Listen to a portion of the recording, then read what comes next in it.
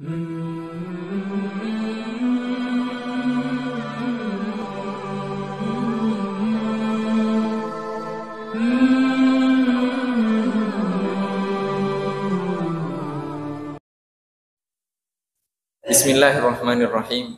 Assalamualaikum warahmatullahi wabarakatuh.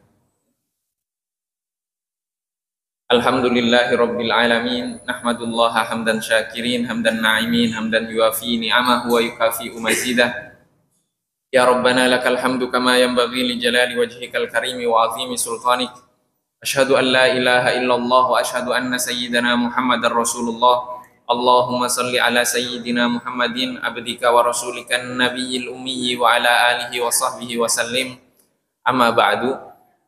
Jamaah yang dirahmati oleh Allah Subhanahu wa taala, sebelum kita melanjutkan, mari kita sama-sama membaca Al-Fatihah. Kita khususkan untuk Al-Imam Ibnu Athaillah As-Sakandari, seluruh para guru beliau, orang tua kita, dan juga seluruh para guru kita dan kita semuanya. Semoga Allah Subhanahu wa taala menganugerahkan kepada kita pemahaman yang lurus, menganugerahkan kepada kita kemampuan untuk mensuri tauladani Rasulullah sallallahu alaihi wasallam zahiran wa batina ala hadhihi niyya wa bi kulli niyatin salihah wa ila hadratin nabiyil mustafa sallallahu alaihi wasallam. Al-Fatihah.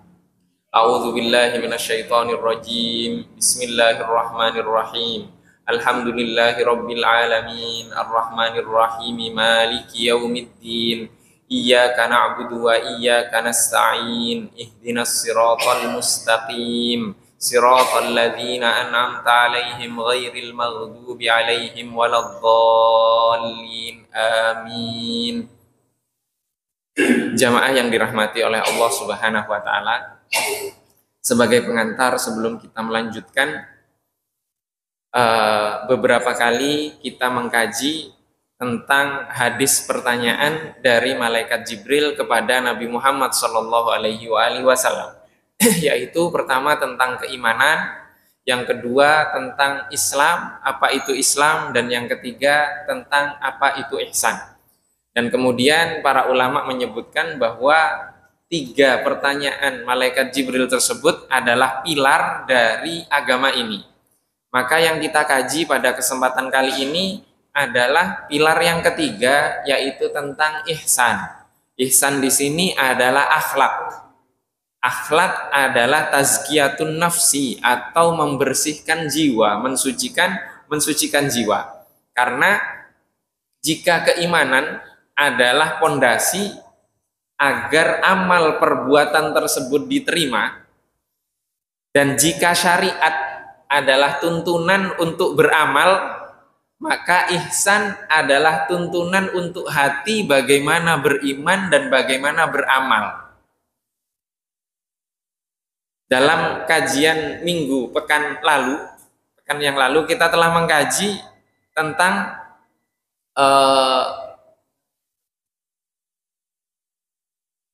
setandan buah korma yang dipanggil oleh Rasulullah Shallallahu Alaihi Wasallam. Ketika itu ada seorang badui datang dan bertanya kepada Rasulullah, bima a'rifu annaka nabiyun, bagaimana aku mengetahui bahwa engkau adalah seorang nabi.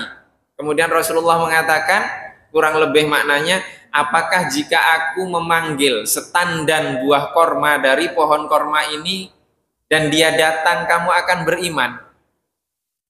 Badui tersebut mengatakan na'am, iya.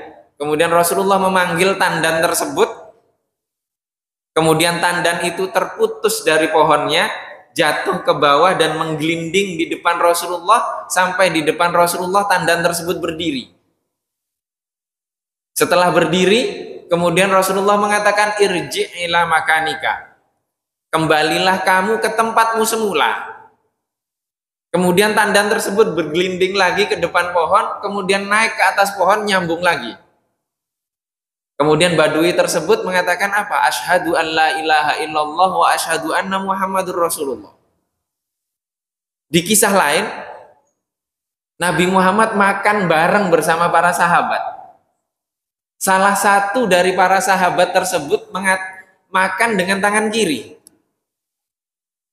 Setelah itu Rasulullah mengatakan, kul biyaminika, makan dengan tangan kananmu. Orang tersebut menjawab apa? La astati. Aku tidak bisa. Kemudian Rasulullah Shallallahu Alaihi Wasallam bersabda, ma mana'ahu illa al-kibru. Tidak ada yang membuatnya menolak untuk makan dengan tangan kanan dengan mengatakan tidak bisa tadi, kecuali ketakaburan yang ada di dalam hatinya. Coba kita kaitkan hadis yang kedua ini dengan hadis yang pertama. Setan dan buah korma itu tidak punya hati, Pak. Dipanggil Rasulullah langsung turun, langsung menghadap. Ini manusia disuruh makan pakai tangan kananmu. Dia menolak. Dia mengatakan tidak bisa. Mustahil tidak bisa kalau Rasulullah yang menyuruh. Mustahil. Satu kambing kecil dimakan 1000 orang. Kata Rasulullah, jangan sentuh dulu sebelum aku datang. Bisa tidak? Bisa. Air satu bejana dibuat minum wudhu oleh 1000 orang lebih. Bisa tidak? Bisa. Apalagi cuma makan dengan tangan kanan. Apa susahnya? Maka yang membuat dia tidak menerima itu ada ketakaburan di dalam hatinya. Maka kajian kita ini itu terkait hati. Dan kacamata ini untuk melihat diri kita sendiri, bukan untuk melihat orang lain. Bukan untuk melihat orang lain. Maka kemudian di kajian yang lalu Al-Imam Ibnu Athaillah As-Sakandari di dalam hikmah yang ke 59 beliau mengatakan qata as-sairina lahu wal wasilina ilaihi an ru'yati a'malihim wa syuhudi ahwalihim. Allah Subhanahu wa taala memutus orang-orang yang berjalan menuju kepadanya dan orang-orang yang telah sampai kepadanya dari melihat amal perbuatan mereka dan menyaksikan kondisi batin mereka. Amma sairuna fali annahum lam yatahaqqaqu as-sidqa ma'allahi fiha. Sedangkan orang-orang yang sedang berjalan menuju Allah Subhanahu wa taala karena mereka belum mempraktekkan as-sidqa. As-sidqa itu adalah ikhlas yang benar-benar ikhlas. Ma'allahi, bersama dengan Allah Subhanahu wa taala, fiha, di dalam amal perbuatannya.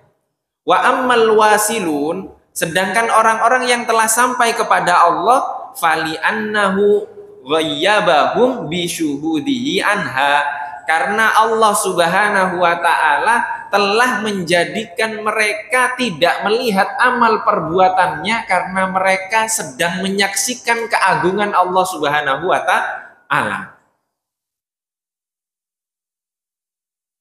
Orang-orang yang berjalan menuju Allah Subhanahu wa taala ini ahli syariat.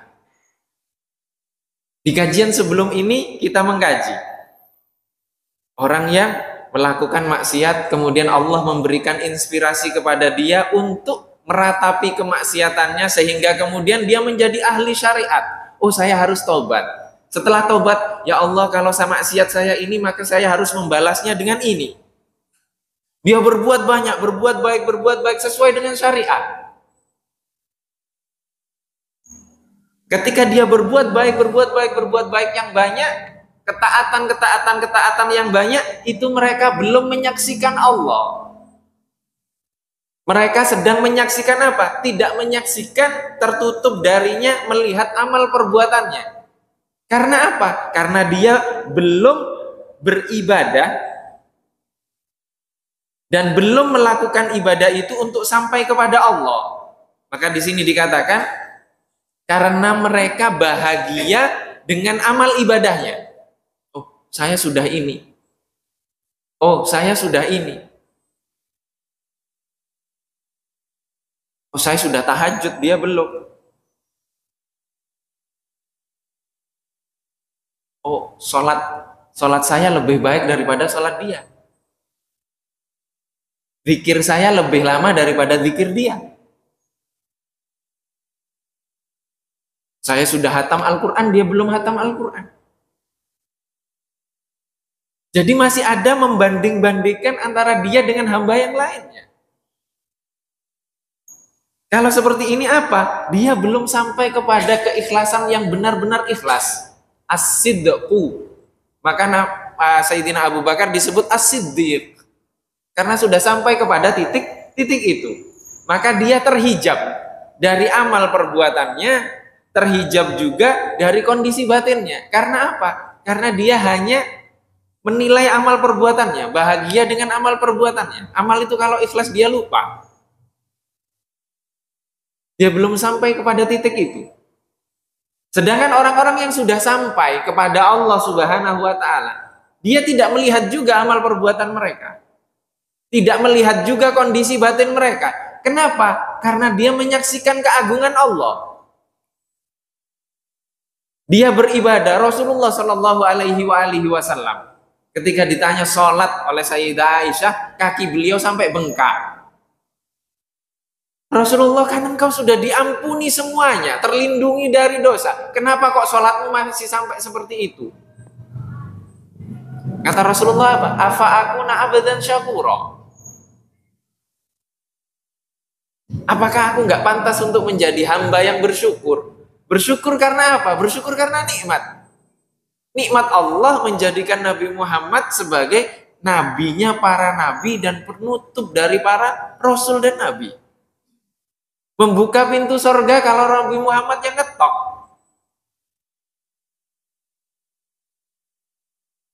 Nabi Muhammad sudah menyaksikan itu. Sudah bertemu dengan Allah Subhanahu wa taala. Sayyidina Abu Bakar sudah sampai kepada titik yang tertinggi dari keimanan itu.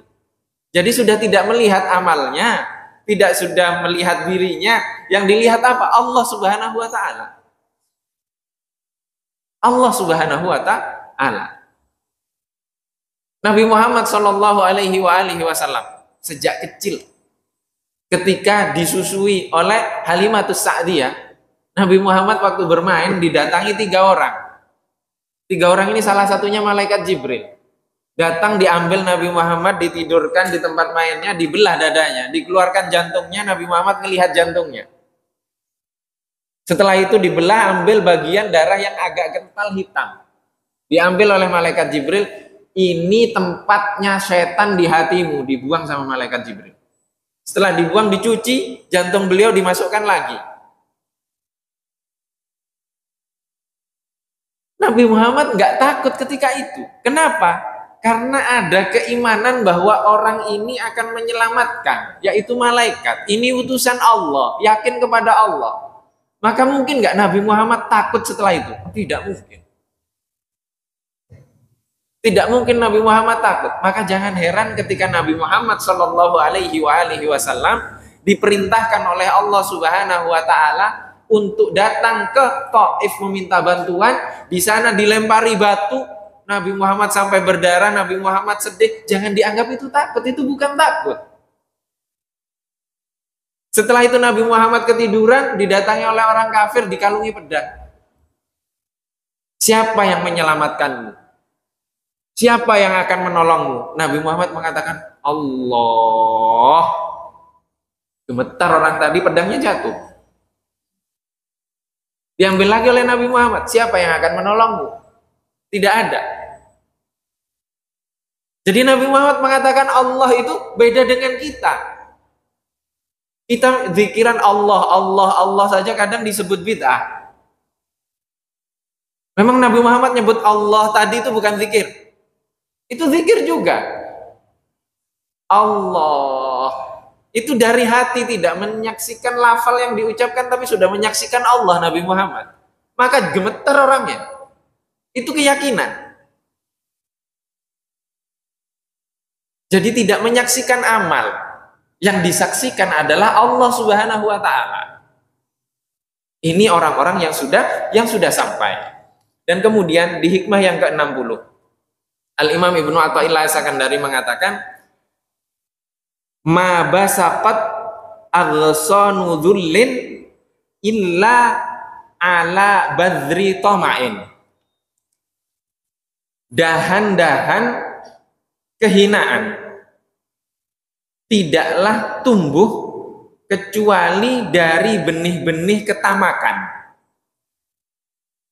Dahan-dahan kehinaan tidaklah tumbuh kecuali dari benih-benih ketamakan. Maka orang yang sudah sedang berjalan menuju Allah Subhanahu wa taala, jika dia tamak akan apa? Tamak akan sebab. Sebab itu artinya adalah sunnah-sunnah Allah Subhanahu wa ta'ala yang Allah jadikan itu sebagai aturan dunia. Contohnya, haus, minum. Itu sebab. Punya kebutuhan, bekerja, berusaha agar mendapatkan penghasilan dan kebutuhannya terpenuhi. Ketika seorang hamba yang katanya setiap sholatnya dia bersaksi, asyhadu alla ilaha illallah wa asyhadu anna muhammadar rasulullah, dia minum, haus dia minum, meyakini bahwa air ini yang menghilangkan hausnya, itu kesyirikan.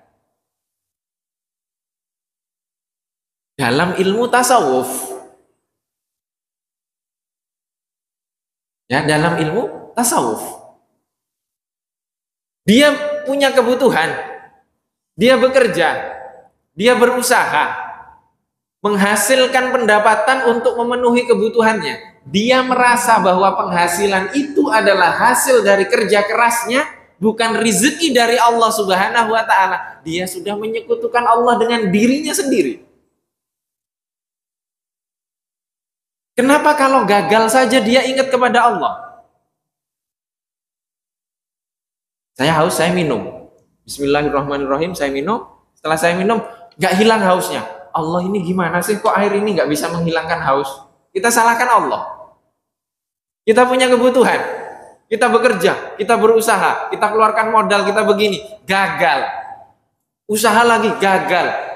Ini Allah gimana sih? Saya sudah berusaha kok gagal terus. Apa bedanya dengan usaha tapi berhasil kemudian kita kembalikan kepada Allah juga? Maka ketamakan akan sebab yang terjadi di dunia ini, maka akan menjadikan hamba tersebut sebagai hamba dari sebab itu.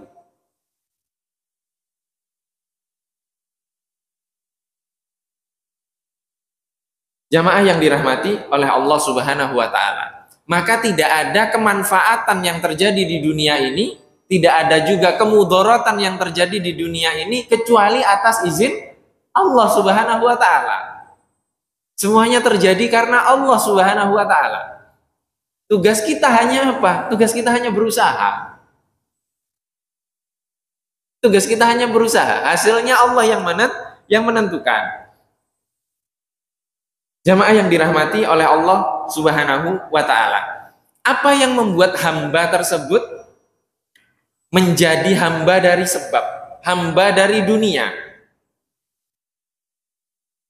Karena dia melihat dunia itu sebagai hakikat, padahal dunia itu bukan hakikat, bukan tujuan.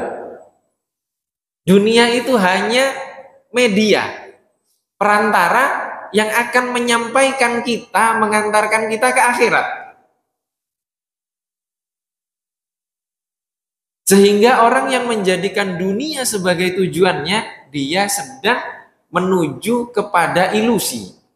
Ilusi itu di dalam bahasa Arab disebut dengan wahmun, angan-angan kosong. Nah, di hikmah setelahnya, Al-Imam Ibnu Athaillah As-Sakandari mengatakan, maqadaka syai'un mithlul wahmi. Tidak ada sesuatu pun yang menyetirmu, qadha itu artinya menyetir, mengarahkanmu, yang lebih hebat dari ilusi, dari angan-angan kosong. Dari angan-angan kosong. Jadi ketika kita merasa apa itu ilusi, apa itu wahmun. Pertama, ketika ada sebuah kebenaran, kebenaran itu tegak lurus seperti ini. Kebenaran itu di atas. Ini disebut dengan yakin, keyakinan atau kebenaran atau al-haqqu dalam bahasa Arab. Ketika dia miring sedikit, kan ada persilangan seperti ini, dia di tengah. Jadi dia agak miring. Itu namanya adh-dhannu. Adh-dhannu itu dia indikasinya lebih dekat kepada kebenaran. Seperti kita milih calon presiden, milih calon apa begitu kan? Itu kan kita menurut hitung-hitungan kita. Oh, menurut saya yang lebih dekat kepada yang benar itu ini. Menurut saya ini. Nah, itu di adh-dhannu itu. Atau bahasa Indonesianya prasangka. Prasangka yang lebih mendekati kepada kebenaran. Kemudian kalau imbang itu namanya asyakku. Asyakku itu keraguan. Ya di tengah, di sini. Turun sedikit ke bawah itu disebut dengan wahmu. Al-wahmu itu ilusi, angan-angan kosong yang lebih dekat kepada kesalahan. Di sini dikatakan tidak ada sesuatu pun yang mampu mengarahkanmu, yang mampu menyetirmu seperti ilusi. Jadi yang mampu kadang membuat kita terpana untuk kita kejar itu ya ilusi itu. Apa? Ilusi itu dunia. Semuanya selain Allah Subhanahu wa ta'ala. Jamaah yang dirahmati oleh Allah Subhanahu wa ta'ala. Maka para ahli tasawuf mengartikan al-wahmu di sini, ilusi di sini selain keyakinan. Yang maha yakin itu hanya Allah Subhanahu wa ta'ala. Hakikat itu hanya Allah Subhanahu wa ta'ala. Selain Allah itu bukan hakikat. Jadi apapun yang ditemui di dunia ini, jika tidak sesuai dengan Allah Subhanahu wa ta'ala, maka itu ilusi. Tinggalkan. Coba kita contohkan dengan hal tadi. Hadis yang pertama tadi kita kutip. Ada seorang sahabat makan bersama Rasulullah, pakai tangan kiri, dia beriman kepada Rasulullah. Rasulullah mengatakan makan dengan tangan kananmu. Kemudian dia mengatakan, aku tidak bisa Rasulullah. Pantas tidak? Enggak pantas. Enggak pantas. Kemudian Rasulullah menekankan, yang membuat dia tidak mampu itu ketakaburan yang ada di hatinya. Bisa jadi sahabat tersebut adalah orang munafik ketika itu. Makanya namanya tidak disebutkan. Bagaimana ada orang yang dia yakini kenabiannya, memerintahkan untuk makan dengan tangan kanan, dia mengatakan aku tidak bisa. Mustahil. Kecuali ada ketakaburan di dalam hatinya. Maka karena apa? Takabur itu tamak. Ketamakan akan dunia. Dia ingin mendapatkan sesuatu, ingin mendapatkan kedudukan, ingin mendapatkan harta, ingin mendapatkan tahta, ingin mendapatkan apapun itu di dunia ini demi membuktikan bahwa dirinya adalah A, dirinya adalah B, dirinya adalah C. Maka dia sedang menghamba kepada siapa? Menghamba kepada makhluknya Allah Subhanahu wa ta'ala, yaitu dirinya sendiri. Di sini dicontohkan dalam sebuah hadis. Hadis ini diriwayatkan Imam Bukhari, diriwayatkan Imam Muslim, diriwayatkan Imam Abu Daud, diriwayatkan Imam Tirmidzi, diriwayatkan Imam Ibnu Majah. Rasulullah Shallallahu Alaihi Wasallam bersabda, la tadkhulu al malaikatu baitan fihi kalbun wala suratu tamathila. Para malaikat tidak akan masuk kepada sebuah rumah yang di dalamnya terdapat terdapat anjing dan terdapat gambar, ya, terdapat gambar berhala atau gambar-gambar yang menyerupai makhluk. Ini hadis sahih.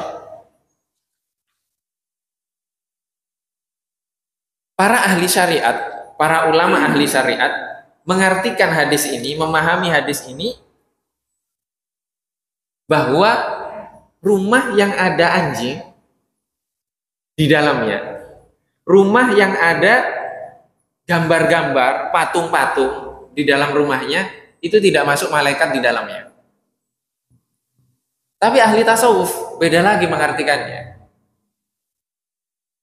Hati yang di dalam hati itu masih terpatri sesuatu apapun selain Allah Subhanahu wa taala, maka hati itu tidak akan dimasuki malaikat. Kemarin kita kaji, kita berjalan menuju Allah ini ke arah mana? Ke arah barat, timur, selatan, atau utarakah? Kita menghadap kepada Allah itu dengan hati. Maka kalau ada hati, di dalamnya masih ada selain Allah Subhanahu wa taala, mustahil malaikat masuk. Jadi kalbun di situ artinya anjing, ada gonggongan-gonggongan di hati kita selain suara Allah Subhanahu wa taala. Ada gambar-gambar lain selain apa? Selain gambar-gambar sifat Allah Subhanahu wa taala. Maka mustahil malaikat akan masuk. Ini ahli hakikat. Maka ada perbedaan perspektif dalam memahami sebuah hadis dari para ulama. Bukankah Allah Subhanahu wa taala berfirman, "Fa ainama tuwallu fasamma wajhullah." Kemanapun kalian menghadap, maka kalian akan bertemu dengan Allah Subhanahu wa ta'ala. Menghadap kemanapun kita menghadap kepada Allah selama hati kita, di dalam hati kita adalah Allah Subhanahu wa ta'ala. Kita sholat pun kadang, kita sholat lillahi ta'ala, niatnya. Menghadapnya kemana? Menghadap ke kiblat sesuai dengan syariat. Tapi kadang yang kita temui di dalam sholat kita apa? Kunci yang hilang, dompet yang terselip, wajah orang yang hutang kepada kita, wajah orang-orang yang melakukan kezaliman ke kita. Itu yang kita ingat, bukan Allah Subhanahu wa ta'ala. Artinya Allah bisa, malaikat bisa masuk mencatat amal perbuatan kita baik, bukan. Ini maksud dari hikmah. Jadi hikmah ini, yaitu terkadang kita itu ilusi, angan-angan kita itulah yang banyak mengatur kita. Maka sholat kalau di dalam fikih itu dikatakan hudur, kehadiran. Kehadiran apa? Kehadiran jasad kita dan ruh kita dan hati kita menghadap kepada Allah Subhanahu wa ta'ala. Itu niat. Kapan kita mau hadir? Sulit. Maka kehadiran itu dikatakan sudahlah, hadir jasad saja dulu. Hadir jasad saja dulu. Baru setelah itu kita memperbaiki terus. Karena ilusi itu, karena kita memang hidup di dunia. Hidup di dunia ya diuji dengan angan-angan yang kosong itu tadi. Tugas kita membersihkan itu dari hati kita agar terisi dengan Allah Subhanahu wa ta'ala. Mengisi dengan Allah bagaimana? Dengan mengikuti Rasulullah. Tidak bisa kecuali dengan mengikuti Rasulullah. Tadi tandan korma dipanggil Rasulullah, masa kita dipanggil Rasulullah tidak mau? Kita dipanggil Rasulullah tidak mau. Kita mampu dipanggil oleh Rasulullah. Datang kucing ke rumah kita, kita siram. Memang kucing siapa yang nyuruh datang ke rumah kita? Kecuali dia minta makan. Kucing juga makhluk Allah. Itu baru kucing. Bagaimana dengan yang lainnya? Dan banyak hal-hal lain. Maka ketika Allah Subhanahu wa ta'ala membukakan bagi seorang hamba keistiqomahan untuk melakukan satu sunnahnya, jangan tinggalkan. Jangan tinggalkan. Dimulai dulu dengan sholat 5 waktu. Yang itu sudah rukun. Kewajiban. Fardu ain. Itu pun kadang kita tinggalkan. Itu perintah Rasulullah. Berarti kita lebih buruk daripada satu tandan korma tadi. Satu tandan korma dipanggil langsung datang. Kita dipanggil untuk sholat 5 waktu. Waktunya pun diperpanjang. Ada jeda waktu yang panjang itu pun masih kita tinggalkan. Kadang masih kelewat. Bagaimana hutang kita kepada Allah Subhanahu wa ta'ala.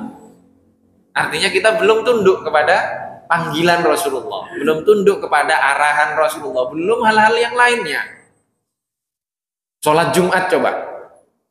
Rasulullah Shallallahu Alaihi Wasallam bersabda, "Man masal haso faqat lahu." Barang siapa yang bermain kerikil, jadi dulu Masjid Nabawi nggak ada karpetnya, masih tanah, bersih, disapu, ada kerikil-kerikilnya. Ketika Rasulullah khutbah, ada sahabat-sahabat yang mainan kerikil itu. Kalau sekarang khotibnya khutbah, pojok sana main HP, jawab ini, ada satu main game, dan seterusnya. Kita hanya fokus kepada anak-anak kecil yang berisi. Anak kecil akalnya belum lengkap. Yang main HP, akalnya belum lengkap. Padahal Rasulullah mengatakan, barang siapa bermain kerikil ketika khotib sedang berkhutbah, maka dia telah lalai dari Jumatnya. Telah lalai dari Jumatnya. Ditambah lagi khotibnya, khutbahnya 45 menit, itu khutbah atau ceramah. Khutbah itu sebentar, 10-15 menit. Khutbahnya Rasulullah seperti itu. Silahkan dicari di Sahih Bukhari teksnya. Ada teksnya khutbahnya Rasulullah. 10-15 menit. Khutbah sampai 45 menit, 1 jam. Oh, bukan khutbah itu ceramah. Kalau kayak gitu diundangnya waktu subuh saja. Subuh minggu, itu panjang lah itu. Tidak apa-apa karena ceramah. Di sini juga khotibnya menyalahkan makmumnya pun khotibnya lama banget, belum makan siang.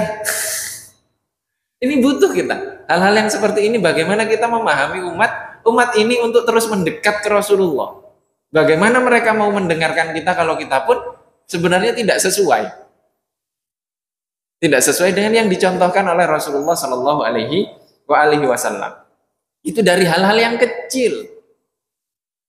Kita lupa dengan tuntunan Rasulullah Shallallahu Alaihi Wasallam. Jamaah yang dirahmati oleh Allah Subhanahu Wa Taala, maka di sini dikatakan di dalam surat Asy-Syu'ara, Allah Subhanahu Wa Taala berfirman, "Illa man atallaha biqalbin salim." Kecuali barang siapa yang datang kepada Allah Subhanahu Wa Taala dengan hati yang salim. Salim itu selamat. Selamat itu artinya apa? Selamat dari selain Allah Subhanahu Wa Taala. Selamat dari selain Allah Subhanahu Wa Taala. Jadi Allah tidak mau diduakan. Dengan siapa? Dengan siapapun. Bahkan dengan diri kita sendiri. Maka di kajian sebelum ini kita telah mengkaji juga bahwa hijab yang paling besar itu ternyata di akhir itu bukan dunia, tapi diri kita sendiri, kedirian kita. Setan itu di awal mengganggu, setelah mengganggu kita terlena dengan dunia, setelah terlena dengan dunia kita sudah bisa terbebas dari setan, terbebas dari dunia. Ternyata masih ada yang menghijab, yaitu kedirian kita, yaitu ego kita, yaitu keakuan kita. Itu yang paling besar menghijab kita dari Allah Subhanahu Wa Taala. Dan semoga Allah Subhanahu Wa Taala membersihkan hati kita dari selain Allah Subhanahu Wa Taala dan menjauhkan kita dari bisikan-bisikan syaitan, godaan-godaan dunia. Dan Allah Subhanahu Wa Taala mampu memberikan kemampuan kepada kita untuk membersihkan hati kita, melihat Allah Subhanahu Wa Taala dengan mata hati kita, dan semakin mendekatkan kita kepada Rasulullah Shallallahu Alaihi Wasallam dan mencontoh beliau di setiap garis kehidupan kita masing-masing. Allahumma amin. Ini yang dapat kita kaji pada kesempatan kali ini. Jika mungkin ada yang ingin ditanyakan atau didiskusikan, dipersilahkan.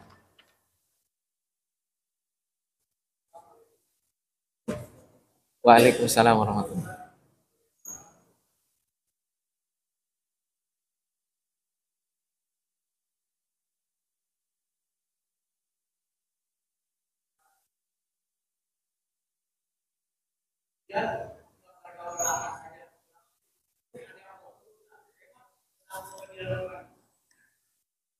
Baik. Tamatsil itu artinya gambar-gambar atau patung-patung. Nah, gambar-gambar atau patung-patung. Maka ada beberapa perbedaan antara para ulama. Kalau dulu patung, dulu ada lukisan tidak? Dulu ada lukisan. Apakah sekarang kalau kita foto, itu lukisan, itu masuk ke tamathil? Para ulama kontemporer, khususnya di lembaga fatwa di Mesir, itu tidak memasukkan itu. Jadi kalau foto kita ditaruh di rumah, apakah itu masuk ke gambar di sini? Tidak masuk. Tidak masuk. Tidak masuk. Foto keluarga tidak masuk. Foto guru tidak masuk juga. Karena itu bukan apa ya? Kalau dulu itu digambar. Jadi sebab dari masyarakat Arab itu menyimpang dari ajaran Nabi Ibrahim itu karena ada pedagang dari mereka datang ke Syria dan berdagang. Di sana mereka kok punya Tuhan. Dari tukang pahat itu. Akhirnya sudahlah saya bikinkan Tuhan dong buat saya. Akhirnya kabilah ini bikin Tuhan, kabilah ini bikin Tuhan. Akhirnya di Ka'bah itu ada berhala-berhala. Itu asalnya dari Syria dibuatnya. Karena di Syria punya Tuhan, akhirnya mereka menjadikan berhala-berhala itu sebagai perantara mereka untuk sampai menyembah kepada Allah Subhanahu wa taala. Ceritanya seperti itu. Maka hal seperti itu sudah tidak ada di zaman kita. Gitu. Tidak ada. Memang ada di antara kita sekarang yang nempel foto di rumah niatnya untuk disembah. Tidak ada. Tidak ada. Oleh foto keluarga, foto leluhur, foto guru itu tidak masuk ke dalam hadis ini. Wallahu wa rasuluhu a'lam. Wallahu wa rasuluhu a'lam. Ada yang lain?